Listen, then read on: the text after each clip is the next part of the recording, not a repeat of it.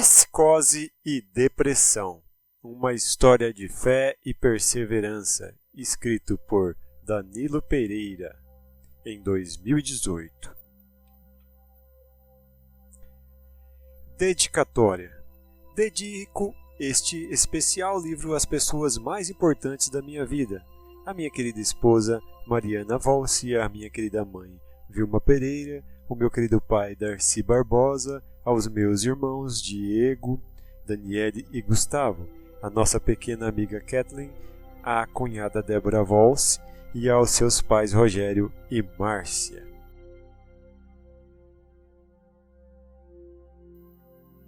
Introdução. Apesar de a juventude proporcionar, muitas vezes, emoções carregadas de entusiasmo e ser movida pela alta propagação do ser interior que é fortemente influenciada pelo otimismo, todos nós, independentemente da faixa etária, somos pegos de surpresa por sentimentos perversos que lutam diariamente em prol da nossa infelicidade. Diante dessa realidade, que atinge grandes e pequenos, velhos e moços, relato aqui a experiência mais dolorosa que vivenciei durante esses 26 anos de vida.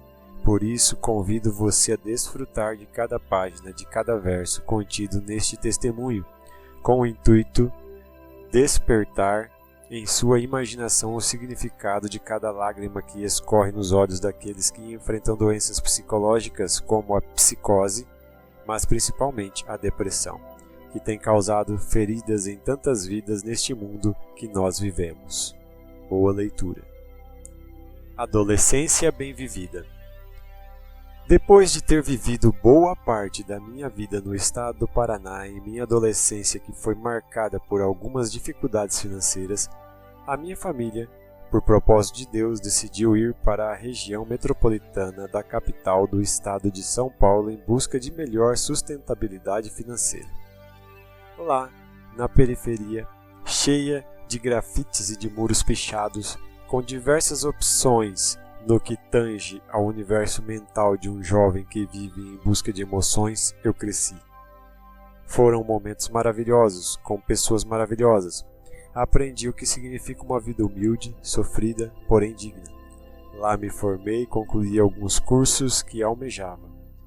Depois de 10 anos me desenvolvendo na cidade de Osasco, São Paulo, o meu velho pai nos trouxe a notícia de que iríamos voltar embora para o estado do Paraná, a pequena cidade de Santo Inácio.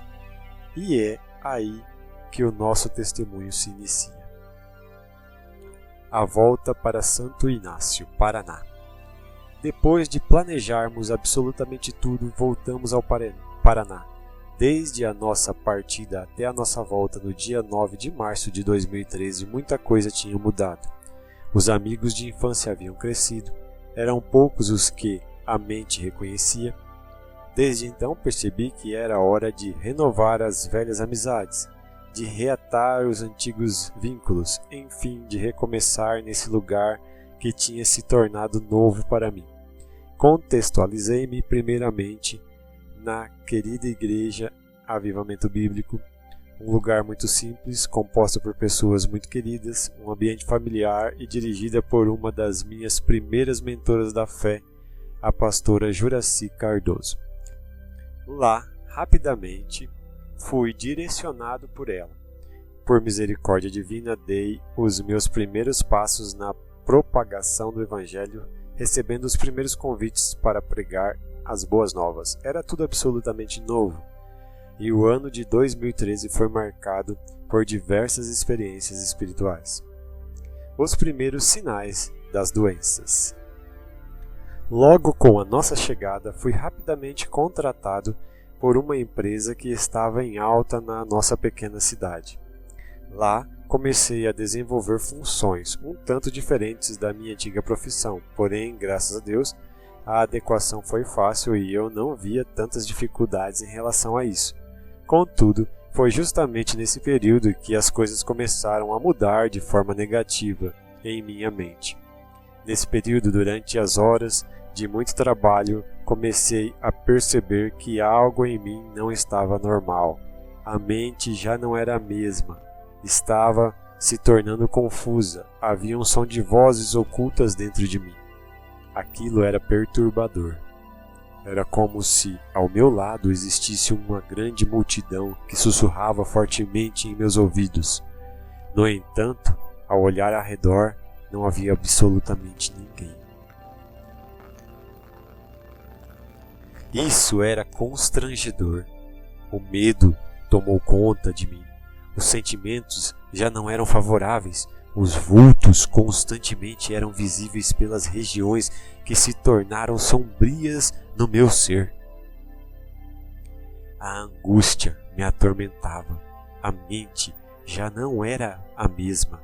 Quantas vezes, em meio àquele alvoroço mental, o meu único pedido era somente por 1 minuto de paz em relação àquele sofrimento insuportável. Foram momentos difíceis, dolorosos. Eu nem imaginava que, diante de toda aquela situação, eu teria que enfrentar um processo muito difícil. O pedido de ajuda e o milagre. Depois de alguns dias, guardando aquilo só para mim, confesso que não aguentei. Foi então que resolvi me abrir para uma das pessoas mais importantes da minha vida, a minha querida mãe. Meio constrangido, tímido, contei a ela o que estava acontecendo. Eu não entendi absolutamente nada, mas mãe é mãe, e ela nos entende e, acima de tudo, nos conhece. Ela, vendo a minha situação mental, totalmente sem condições de tomar qualquer atitude em relação a mim mesmo, decidiu me levar até o pequeno centro médico da nossa cidade. No dia seguinte, nos levantamos mais cedo e fomos até o hospital. Chegando lá, fui consultado. Naquele momento, o especialista que me analisava tinha deixado bem claro a gravidade do meu quadro psicológico. Disse que quadros como aquele que eu estava passando eram somente solucionados primeiramente com a ajuda divina e depois com um especialista mais aprofundado na área psiquiátrica. Lembro-me de que saímos daquela sala tristes, sem saber o que fazer. O semblante da minha mãe, que outrora me fornecia esperança, já refletia preocupação. A nossa única esperança diante de tantas evidências ruins era justamente Deus. E foi a partir daí que o milagre, naquela manhã, aconteceu. Em um ato de fé e ao mesmo tempo de desespero dentro daquele hospital, minha mãe decidiu me direcionar até o agendamento de quadros psicológicos na esperança de haver uma vaga o mais rápido possível. Sabemos que na fila do SUS, o mais rápido possível pode ser uma questão de vários dias até meses. Ela sentia que isso poderia trazer danos irreversíveis à minha mente. Mesmo assim, ela, com uma fé que explodia no peito, me direcionou até lá. Minha mente estava confusa, perdida, com medo. Mesmo assim, contemplava um anjo de Deus me levando em direção ao milagre que me esperava. Então o milagre aconteceu. Chegamos ao setor de agendamento. Por providência divina, naquela manhã havia uma vaga que tinha acabado de ser aberta, pois outra pessoa havia desistido da consulta. O que para muitos poderia ser mera coincidência, para nós era um sinal de que Deus estava no controle de tudo e estava cuidando de nós. A constatação das duas doenças. Após conseguir a vaga para o mesmo dia, fomos até a especialista, ou seja, a psiquiatra. Lá ela me analisou, viu todos os meus sintomas e constatou que eu sofria 2 doenças mentais. Uma delas era a psicose, doença que atinge a mente e gera alucinações de desvios mentais que nos levam a ouvir vozes ocultas que nos acostumamos a ouvir. A outra Era a doença do século XXI, a tão famosa depressão. Naquele momento, fui medicado com diversos remédios para a minha recuperação. Voltamos mais tranquilos para nossa casa e, a partir daquele momento, iniciou-se o processo de tratamento. O preconceito de muitos com relação a essas doenças. Nesses processos difíceis que enfrentamos, o que pouco encontramos são pessoas que nos compreendem, ainda mais quando se trata de doenças psicológicas. Durante meu tratamento e recuperação, além de lutar com as doenças, deparei-me também com o preconceito de algumas pessoas que viviam a me questionar. Diziam: como isso pode estar acontecendo com você?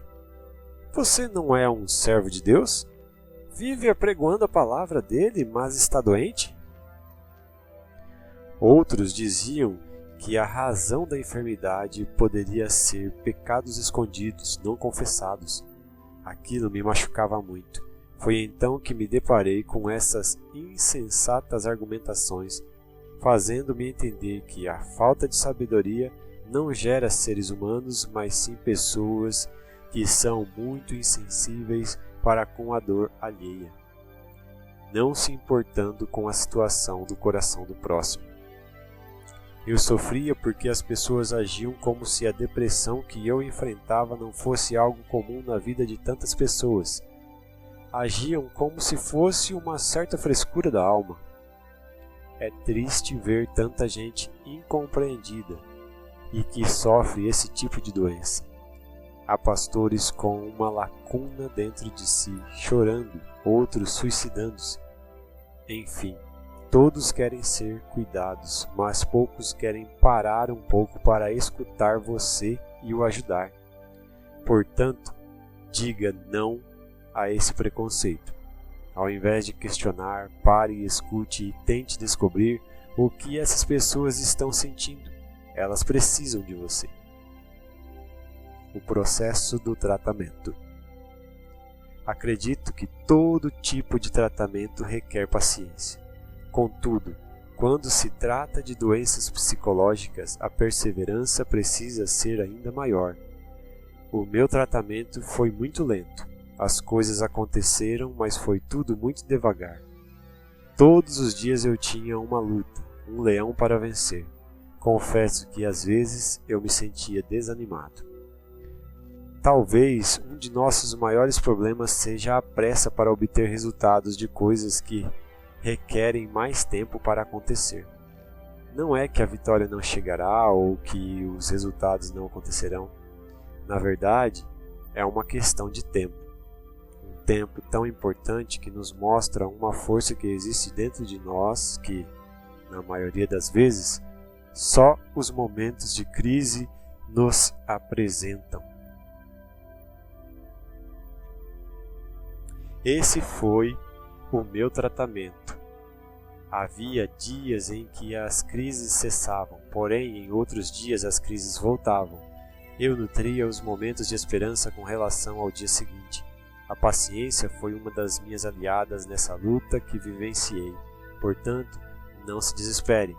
O resultado do tratamento pode vir devagar. A disciplina com os medicamentos. Um ponto importantíssimo de um tratamento psiquiátrico é justamente a disciplina com relação aos medicamentos. Esse foi um dos principais conselhos que a minha psiquiatra me deixou bem claro. Creio que boa parte da minha recuperação aconteceu ao seguir essa recomendação tão importante que me ajudou muito. Quando falo em disciplina, estou sendo objetivo em todos os aspectos, tanto nos horários em que devem ser tomados os medicamentos, quanto na regularidade em tomá-los todos os dias. E também é preciso força de vontade para dizer não a todo tipo de vício que pode prejudicar os efeitos dos medicamentos. Essa disciplina tem que nos acompanhar. Ela precisa ser constante em nossas mentes. Temos de fazer dela uma motivação para vencer, acreditando que através dela os caminhos para a cura vão sendo percorridos. A parte que nos cabe para a recuperação está sendo exercida através da nossa disciplina. Sem disciplina, acredito piamente que o tratamento psiquiátrico não terá bons resultados. O Deus que nos dá outra oportunidade. A presença de Deus constante na hora da angústia me deixou profundamente deslumbrado diante desse processo doloroso pelo qual passei. Uma presença que me confortava. Cada lágrima que descia dos meus olhos, o Senhor a enxugava por meio de sua companhia. Quantas vezes solitário, com tantas perguntas que a alma fazia, o Deus presente preenchia o vazio do meu coração, um Deus que está perto, ainda que a nossa fé quase se abale por causa das tormentas que enfrentamos. Vemos que o Senhor, pela imensidão das suas misericórdias, nos traz paz em meio às guerras. O tempo passou, as coisas foram acontecendo e pude sentir que tudo aquilo que eu tinha passado fez parte de um processo. Quando pisei em águas mais profundas, pude entender o que significa ter um Deus que é a nossa salvação. Hoje, graças a Deus, tudo passou e eu pude cantar o hino da vitória, porque Cristo a minha vida transformou. Eu venci. Jesus me deu vitória. Que nada nos falte. Que nada nos falte, principalmente tempo, para viver um inesquecível momento. Que os celeiros estejam cheios e fartos, mas que o repartir o pão seja a nossa maior ambição. Que os bons dias se tornem rotina. Que os caminhos na busca dos sonhos sejam todos traçados, sem esquecer da caminhada de quem sempre caminhou lado a lado. Que o não seja a última porta, que o não conseguir não seja motivo de desistir. Que o errar venha acompanhado com o sentimento de perdoar, e que a felicidade não dependa de momentos que já ficaram para trás. Podemos ser. Podemos ser a sede de um beijo molhado, o calor de um abraço apertado, os ombros para um coração cansado. Podemos ser o melhor que a vida nos oferece, a alegria que gera um sorriso, a paz que sonhamos de um paraíso. Podemos ser o amor que nele não existe maldade, a chegada que mata a dor da saudade.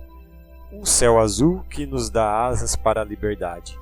Podemos ser a água que a sede sacia, a pressa no desejo de amar, a flor que anseia um jardim encontrar. Podemos ser bem mais sinceros no dizer eu te amo, não mentir em relação às verdades, não ser ilusão, mas sim a nossa grande realidade. Podemos ser o amor que o coração deseja sentir, sendo bem mais que aquilo que esse mundo cruel nos acostumou a ensinar. Podemos ser, e sendo assim, viveremos na arte de amar. Não deixe para depois. Não seria tão bom, nem tão pouco nos traria aquilo que nos achamos de vida se o viver fosse vivido de uma maneira tão fácil essa vida. O triunfo só nos traz sentido ao olhar para trás e ver a cruz que se carregou.